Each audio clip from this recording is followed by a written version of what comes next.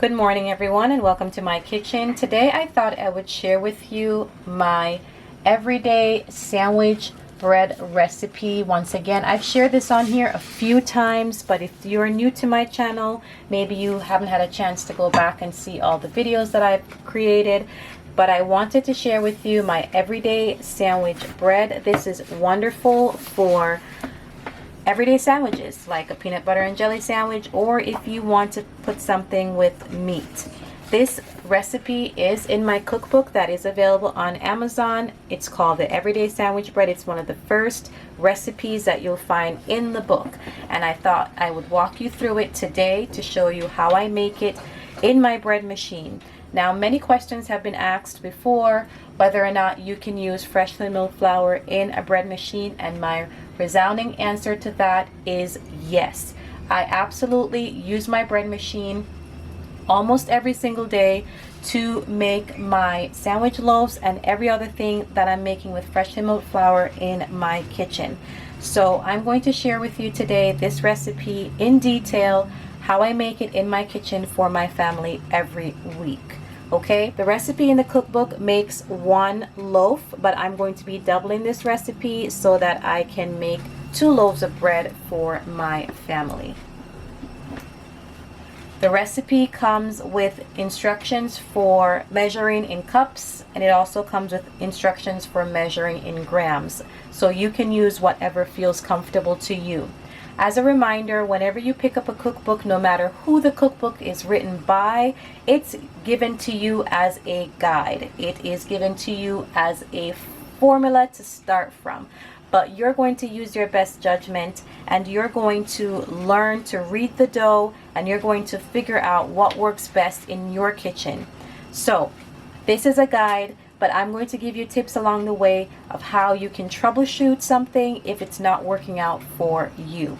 So to start, I'm going to be milling 6 cups of flour, and I'm using hard white wheat for this. If you've watched my videos, you'll know that when you're getting started with freshly milled flour, I suggest using a hard white wheat for yeast doughs and a soft white wheat for making anything that involves baking soda or baking powder. So this is a yeast loaf. It's an everyday sandwich bread, and it calls for hard white wheat. So to get started, let's mill 6 cups of flour.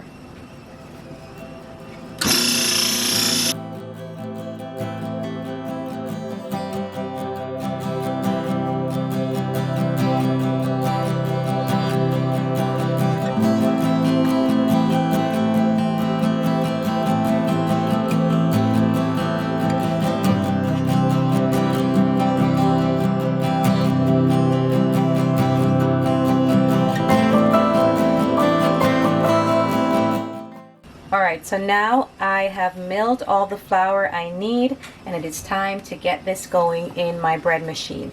I have the Cuisinart convection bread machine, and I use it for kneading and proofing my dough. So that's going to take me through the first part of creating these loaves of bread. Once it has been proofed in my bread machine, I will pull it from the machine, shape it, and then bake it in my regular convection oven. Alright, so I'm going to start by putting all the ingredients here in my bread machine pan. So I'm doubling this recipe, so I'm going to start with 2 cups of water. I'm going to have a little bit of water waiting as I watch the dough during the first 5 minutes of the cycle, and I will add 1 tablespoon at a time as the cycle continues so that I can manage how much water I'm adding to my dough. So to start, I'm going to start on the lower end of how much water the recipe calls for. So in here I have 2 cups of warm water. When you're using a bread machine, it usually asks for you to put the liquids in first, and so that's what I'm doing here. Next, it calls for 2 tablespoons of olive oil or neutral oil or butter. So since I'm doubling the recipe, I'm going to be putting in 4 tablespoons, and I'm using avocado oil.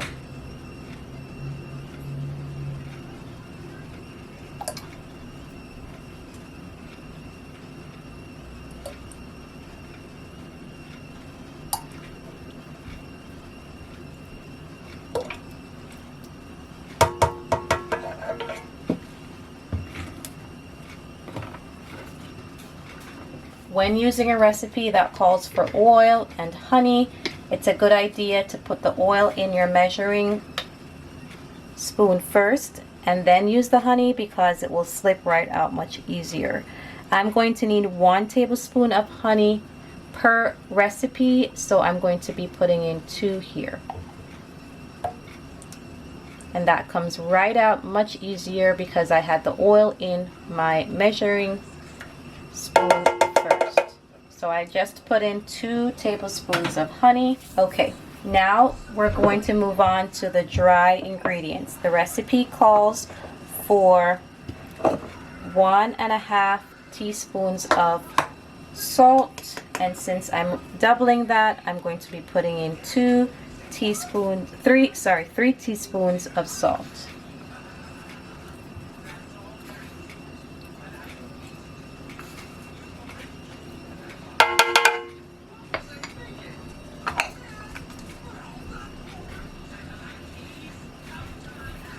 Now, in my recipes, I always encourage you to use vital wheat gluten, especially if you're starting with freshly milled flour. This is your first time working with it and you want to produce something that's consistent and you need a little bit of a confidence boost.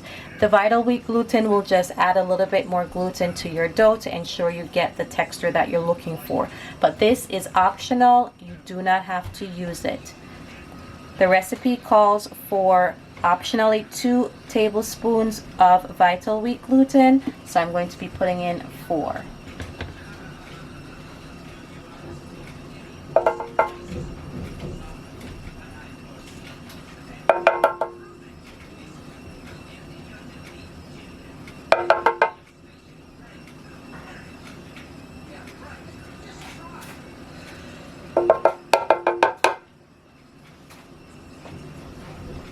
Okay, so now I'm going to add all the flour that I have here in my bowl. And when using a bread machine, the last ingredient is usually your yeast.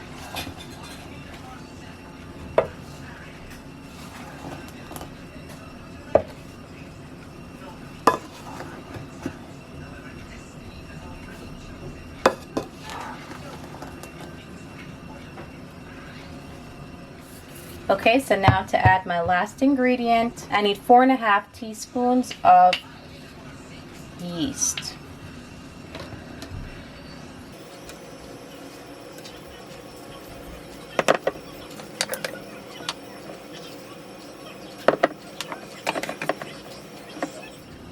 Okay, so my next step will be to move over to my bread machine and to get this going.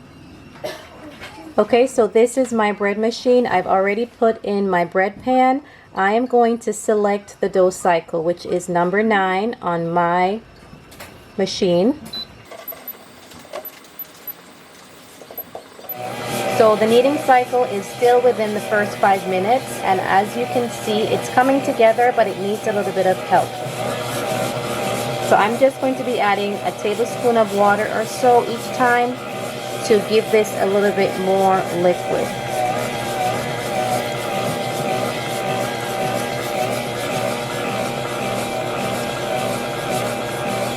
Give that some time to get incorporated. And I can see a lot of flour still on the bottom, so I'm going to add a little bit more water.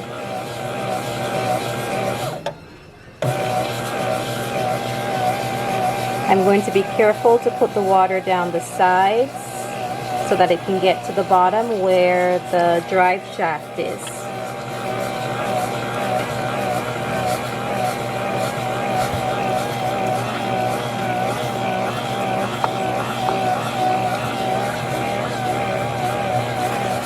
And so you're going to keep watching to see if this is enough liquids for your bread. If you're still seeing dry flour, it's going to need a bit more water. So trust your instinct. Add a little bit at a time because you're looking for a nice, soft, pliable dough. Alright, so we are about 5 or 6 minutes into the kneading process. I added a little bit more water. And now the dough has come together into a nice dough ball. I'm going to close this down and walk away and allow the machine to do the rest of the work.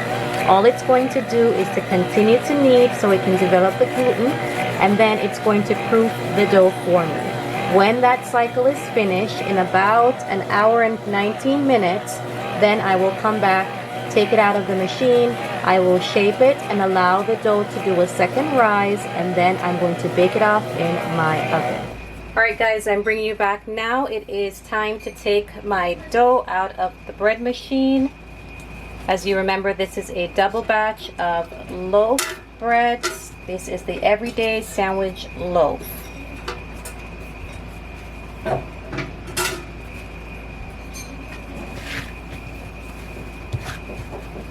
So this is my dough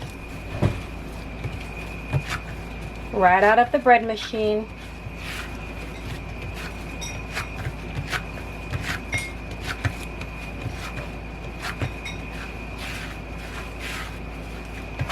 I'm going to put a little bit of oil on my hands. So this looks and feels really good. This is what I want, okay?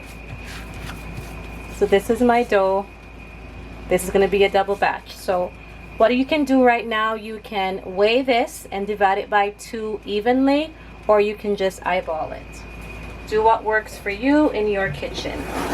To make these loaves, I'm going to be using my cast iron loaf pan. These are about a 9 by 5, and I bought these on Amazon. I'm going to give a generous layer of butter to my pans. You do not want to skip this step. You want to make sure that you are buttering your pans very well. You've taken the time to make the bread and you want it to release from the pan, so you do not want to skip this step. You can also use parchment paper here, but I've never had to do that. I've always just greased my pans very well, and then they release from the pans once they come out of the oven very easily. If you don't have a cast iron pan, you can use what you have, and again, you can put a layer of butter, and then you can use parchment if you're unsure if whether or not your pan will release your dough or your bread easily once everything is finished baking. I am going to shape these loaves and get them in my bread pans and allow them to rise right above the top of my loaf pan. That can take anywhere from 10, 15, maybe even 30 minutes or more, depending on the temperature in your home. Again, whenever you find a recipe, it is a guide. Use it as such. Alright, so my bread pans are greased well. I'm going to cut this dough in half, just about.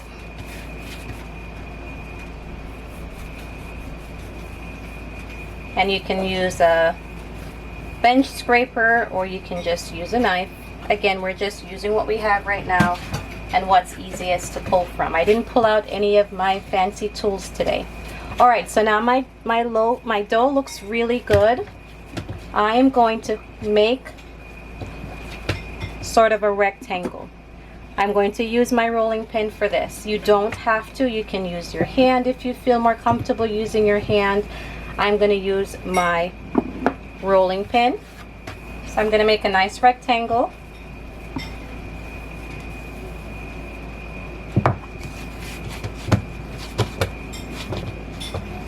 As you can see here. Okay, so I have my rectangle here. I'm going to start at the smaller end of my rectangle, and I'm going to fold in the sides, and then I'm going to tuck and roll, tuck and roll.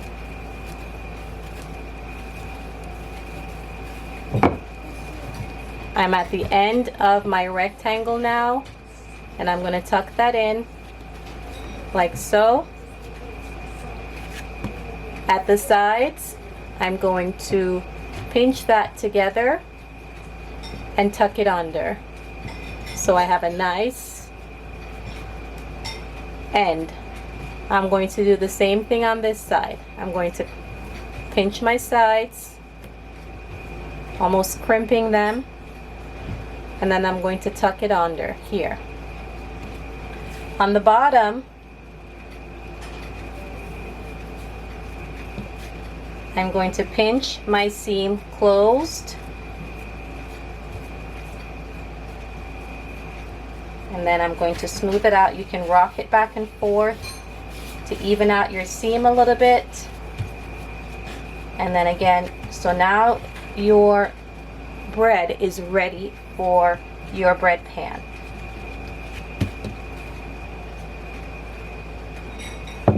So here's my pan, and it fits right inside, just like that. So now, as you can see, it is nowhere ready to bake. It is going to be ready to bake when it fills in all the area here and when it rises just above the lining of my bread pan. I'm going to show that to you one more time. So here's my second piece of dough. I'm going to roll this into a rectangle.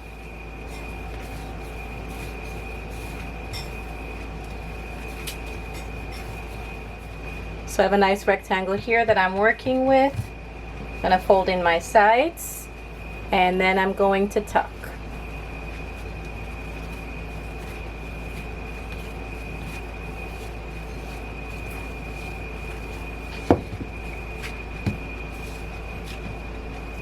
I'm going to pinch my seams at the bottom closed, and then I'm going to roll it.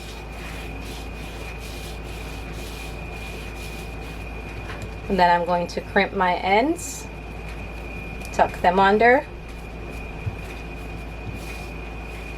Do the same thing on this side. Crimp and tuck it under. And this is about the size of my bread pan.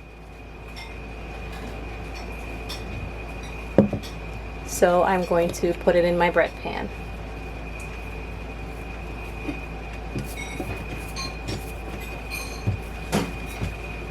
Okay, I'm going to cover this down and allow this to rest.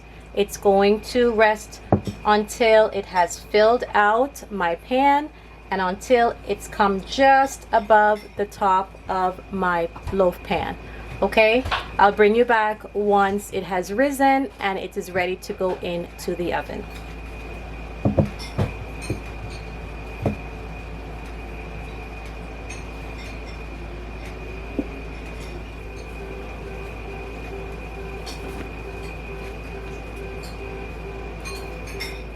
Alright guys, I'm bringing you back. I'm getting ready to put my dough into the oven. They have risen a little bit above the pan line. So I'm going to put them in the oven now. I'm putting them in the oven at 375 degrees, and I'm going to use my thermometer to check. You want them to be at least 190 degrees before you pull them from the oven, and you can check the center of your bread to make sure it's done. So you want to be in the 190 to 220 range when you're about to pull them from the oven, okay? And then you want to have them rest in the pan for about 10 minutes, then pull them from the pan and let them cool completely before cutting, okay? So I'm going to put this in my oven. I'll bring you back when they're finished.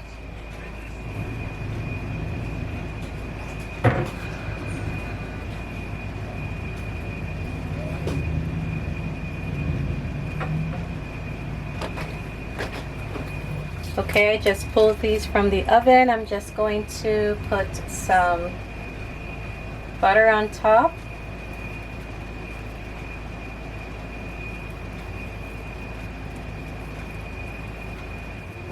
All right, let's get these out of the pans.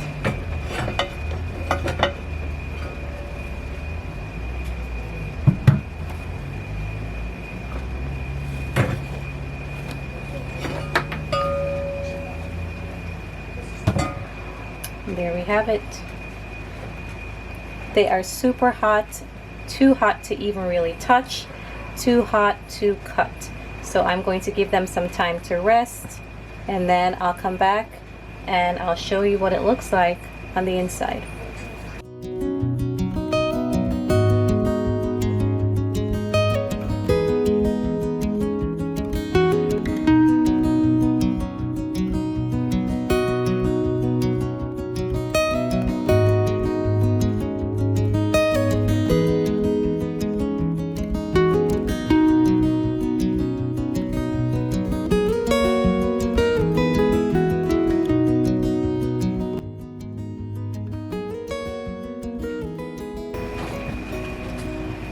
Alright, so I made some jam recently and I'm going to use it to make a quick sandwich. Alright, let's make a quick sandwich. I made some strawberry jam recently.